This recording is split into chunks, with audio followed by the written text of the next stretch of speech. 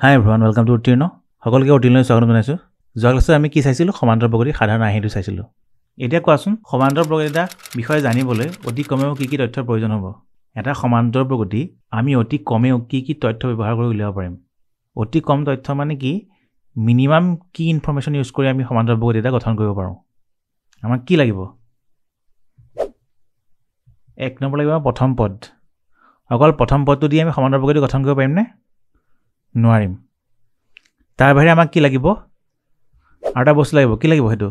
সেইটো হৈছে সাধাৰণ অন্তৰ ডি। গতিকে সমান্তৰ প্ৰগতিৰ বিষয়ে জানিবলৈ আমাক অতি কমেও দুটা তথ্যৰ প্ৰয়োজন হয়। সেইটো হৈছে কি? এক নম্বৰটো হৈছে এ আৰু দুই নম্বৰটো হৈছে ডি, মানে প্ৰথম পদ আৰু সাধাৰণ অন্তৰ। এই দুটা বস্তু জানিলে তোমালোকে সমান্তৰ প্ৰগতিটো গঠন কৰিব পাৰিবা। মানে তোমাক যদি এ আৰু ডি দিয়া থাকে, তুমি গোটেই সমান্তৰ প্ৰগতিটো বনাই দিব পাৰিবা। বুজিলানে? গতিকে এটা সমান্তৰ প্ৰগতিৰ বিষয়ে জানিবলৈ অতি কমেও কি তথ্যৰ প্ৰয়োজন হয়? দুটা তথ্যৰ প্ৰয়োজন হয়। প্ৰথম পদ এ আৰু সাধাৰণ অন্তৰ ডি। অকল প্ৰথম পদ দিলে তুমি নোৱাৰিবা। প্ৰথম পদটো দিলে তুমি উলিয়াব নোৱাৰিবা, কিন্তু তাৰ লগত তোমাক ডি ভেলুটো দি দিয়ে, ডিৰ মানটো দি দিয়ে, তেতিয়া তুমি এ আৰু ডি ইউজ কৰি গোটেই সমান্তৰ প্ৰগতিটো গঠন কৰিব পাৰিবা। সেইটো বস্তুৱে আমি সাধাৰণ আৰ্হিটোত চাই আহিলোঁ, হয় নহয়? সাধাৰণ আৰ্হিটোত কি দেখাইছিলে? এটা সমান্তৰ প্ৰগতি এ আৰু ডি দিয়ে গঠন কৰিব পাৰি। গতিকে সাধাৰণ আৰ্হিটোত আমাৰ কি আছিলে? সাধাৰণ আৰ্হিটো আমাৰ আছিলে A plus D, A plus 2d, A plus 4d, A plus 5d। ইয়াত এ আৰু ডি লগ লগাই আমি গোটেই সমান্তৰ প্ৰগতিটো গঠন কৰিছোঁ। গোটেই সমান্তৰ প্ৰগতি মানে কি? প্ৰথম পদ a1, দ্বিতীয় পদ a2, তৃতীয় পদ a3, চতুৰ্থ পদ a4, পঞ্চম পদ a5, ষষ্ঠ পদ a6, তেনেকৈ গোটেই সমান্তৰ প্ৰগতিটো, মানে প্ৰথম পদৰ পৰা আৰম্ভ কৰি গোটেই সমান্তৰ প্ৰগতিটো আমি অকল এ আৰু ডি ব্যৱহাৰ কৰি লিখিব পাৰিছোঁ, হয়নে? গতিকে সেইকাৰণে কৈছে যে এটা সমান্তৰ প্ৰগতিৰ বিষয়ে জানিবলৈ অতি কমেও দুটা তথ্যৰ প্ৰয়োজন হয়। সেইকেইটা হৈছে প্ৰথম পদ এ আৰু সাধাৰণ অন্তৰ ডি।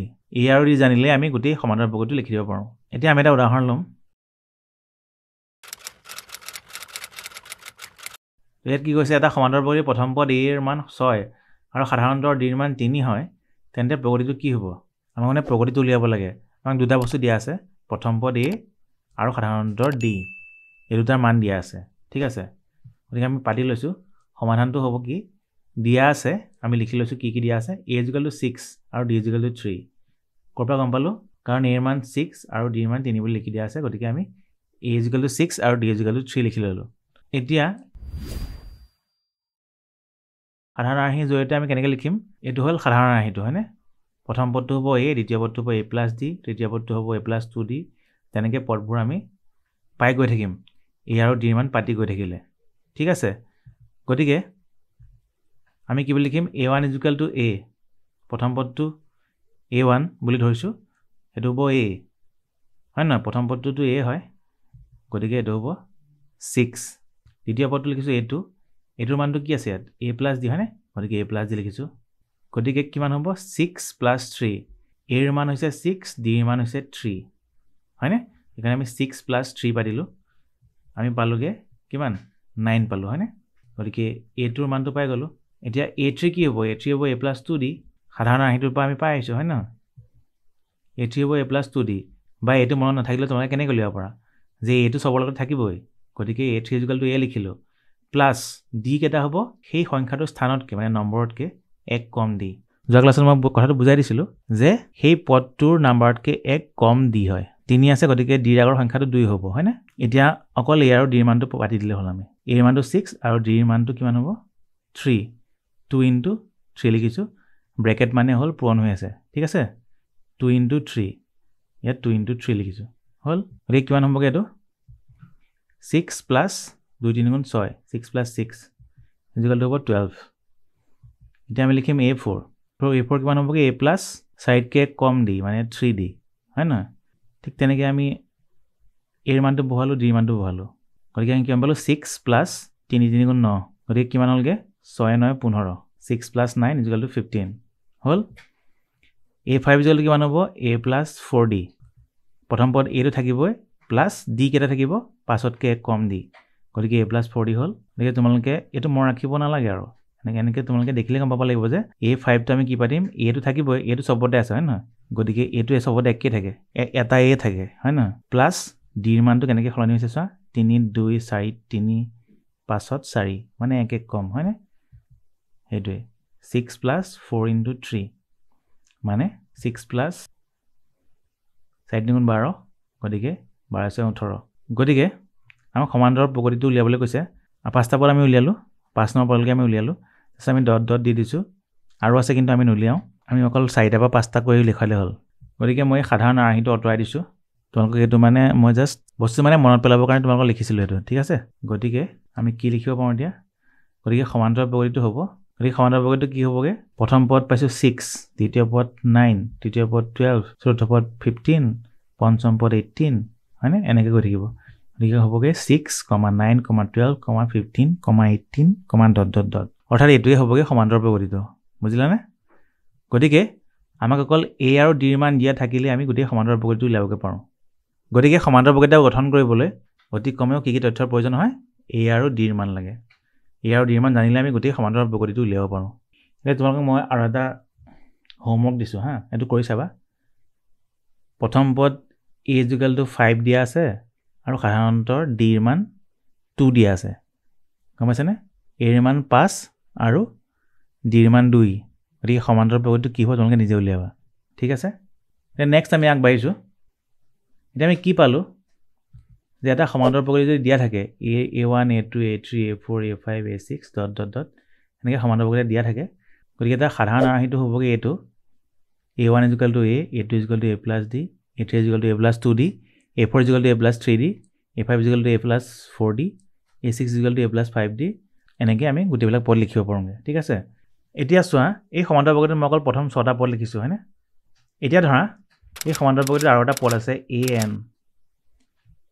an ৰ মানটো আমি নাজানো তাৰ পিছতো আৰু পদ আছে গম পাইছেনে মানে an টো এই সমান্তৰাল প্ৰগতিটোৰ মাজৰ এটা পদ ঠিক আছে এতিয়া আমি a1 ৰ মান জানো a2 ৰ মান জানো a + d a3 ৰ মান জানো কি a + 2d হ'ব তেনেকৈ আমি পদবিলাকৰ নাম জানো ধৰা a6 ৰ মান জানো কিমান হ'বগে a + 5d হ'ব এতিয়া an ৰ মান কিমান হ'ব an মানে এই সমান্তৰাল প্ৰগতিটোৰ যিকোনো এটা পদ এই পদটো ধৰা মাজতে ক'ৰবাত সোমাই আছে আমি ধৰি লৈছোঁ এই পদটো ক'ৰবাত মাজত সোমাই আছে এইটো কেনৰ পদ আমি নাজানো এইটো 6 নম্বৰ পদ বুলি আমি জানো কাৰণ a6 লিখা আছে হয়নে 6 নম্বৰ পদটো এইটো a + 5d গতিকে ইয়াৰ মাজৰ এটা পদ anক আমি এনেকৈ কেনেকৈ লিখিম গম পাইছেনে সাধাৰণ আৰ্হিটোত কেনেকৈ লিখিম আমি a1 ৰ মান জানো a2 ৰ মান জানো a3 ৰ মান জানো a4 ৰ মান জানো a5 ৰ মান জানো a6 ৰ মান জানো কিন্তু আমি an ৰ মানটো নাজানো গতিকে সেইটো আমাক উলিয়াব লাগে ঠিক আছে এতিয়া চোৱা a1 = a হয়নে অৰ্থাৎ আমি কি লিখিব পাৰোঁ a + 1 - 1 * d 1 - 1 মানে 0 হৈ গ'ল সেইকাৰণে এইটোত কি থাকিলেগে অকল a থাকিলেগে গতিকে অকল a টোক আমি এনেকৈ লিখিব পাৰোঁ a + 1 - 1 * d মই আগতে কৈছিলোঁ যে কি প্ৰথম পদ a1ত d কেইটা থাকে প্ৰথম পদ a টো থাকিবই d কেইটা থাকিব সেই নাম্বাৰটোতকৈ 1 কম মানে 1 - 1 1তকৈ 1 কমাই দিছোঁ আমি ইনটু d গম পাইছানে গতিকে এইটো পাৰ্ট 0 হৈ গ'ল a থাকিলে গম পাইছানে এতিয়া a টোৰ মান কিমান হ'ব a + d এইটো কেনেকৈ হৈছে বুলি কৈছিলোঁ মই a + 2 - 1 * d হয়নে 2তকৈ 1 কম দি থাকে সেইকাৰণে আমি 2 - 1 * d লিখিছোঁ a3 হ'ব a + 2d কেনেকৈ হ'ব প্ৰথম পদ a + 3তকৈ 1 কম d মানে 3 - 1d গতিকে কি গম পালা প্ৰত্যেকতে 1 1 কমাই আহি আছোঁ হয়নে সেই সংখ্যাটোৰ নম্বৰতকৈ 1 কমাই আহি আছোঁ 1ত 1 কমাইছোঁ 2ত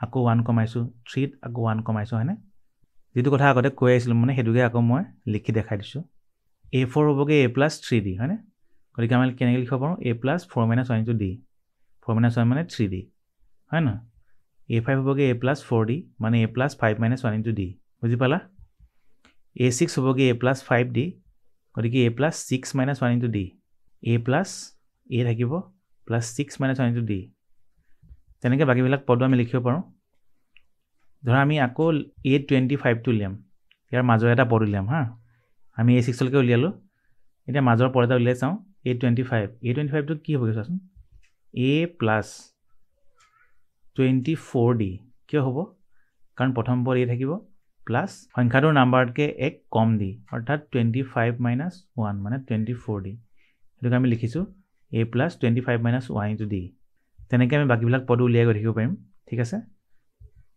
এই 100টো কি লিখিবা কোৱাচোন a থাকিব হয়নে আৰু d কেইটা থাকিব 100তকৈ 1 কম দি অৰ্থাৎ 99d হয়নে অৰ্থাৎ a + 100 - 1 * d বুজি পালা তেনেকৈ আমি পদবিলাক উলিয়াই গৈ থাকিব পাৰোঁ A121 মানে 121 নম্বৰ পদটো কিমান হ'বগৈ এই সমান্তৰ প্ৰগতিটোৰ 121 নম্বৰ পদটো কিমান হ'বগৈ A plus 120D 121তকৈ 1 com D হয়নে মানে A plus 121 minus 1D এতিয়া আমি এনেকৈ সব পদ উলিয়াবগৈ পাৰোঁ আমাক কি উলিয়াবগৈ লাগে ANৰ মানটো উলিয়াবগৈ লাগে ANৰ মানটো আমি কেনেকৈ উলিয়াম বাকী পদবিলাক কেনেকৈ গঠন হৈছে সেইটো চাই আমি ANৰ মানটো উলিয়াব পাৰোঁ ইয়াৰ পৰা কি গম পালোঁ যে প্ৰথম পদ A সবৰ লগতে থাকিবই হয় নহয় সব পদতে প্ৰথম পদ A থাকেই গতিকে ANটো আমি কি লিখিম N equals to A প্ৰথম পদ A থাকিবই তাৰপিছত আমি প্লাছ দিম কাৰণ A পিছত সবতে প্লাছ এডাল আছে নাই প্লাছ এডাল আছে নাই গতিকে প্লাছ চিনটো দিলোঁ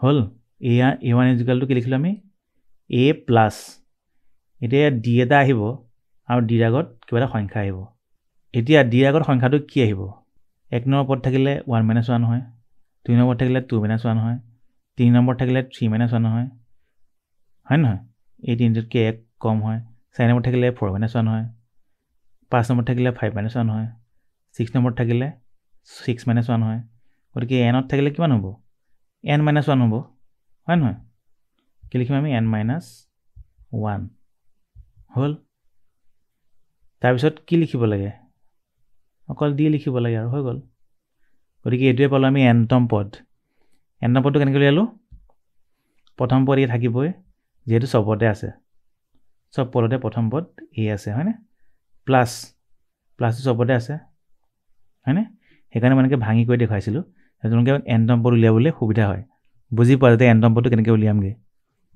ঠিক আছে গতিকে প্লাছ লিখিলোঁ তাৰপিছত আমি প্ৰত্যেকতে কি কৰিছোঁ D কেইটা থাকে সেই পদটোৰ নাম্বাৰতকৈ এটা কম দি থাকে 5ত 5 - 1 6ত 6 - 1 25ত 25 - 1 হয় ন গতিকে N আছে নাই গতিকে N - 1 হ'ব ইনটু D হয় নহয় ইনটু D বুজি পালা সেই তেনেকৈ আমি Nতম পদটো উলিয়ালোগৈ গতিকে এই Nক কোৱা হয় সমান্তৰ প্ৰকৃতিৰ সাধাৰণ পদ বা জেনেৰেল টাৰ্ম আগতে কি পাইছিলোঁ আমি সাধাৰণ আৰ্হি জেনেৰেল ফৰ্ম এইটো হৈছে সাধাৰণ পদ Nটো হৈছে সাধাৰণ পদ ঠিক আছে যেনেকৈ A1টো প্ৰথম পদ A2 দ্বিতীয় পদ A3 তৃতীয় পদ A4 চতুৰ্থ পদ ঠিক তেনেকৈ Nটো হৈছে সাধাৰণ পদ বুজি পালা ইয়াক আৰু এটা নাম দিয়া হৈছে সেইটো হৈছে কি Nতম পদ কি বুলি কয় এইটোক Nতম পদ বুলি কয়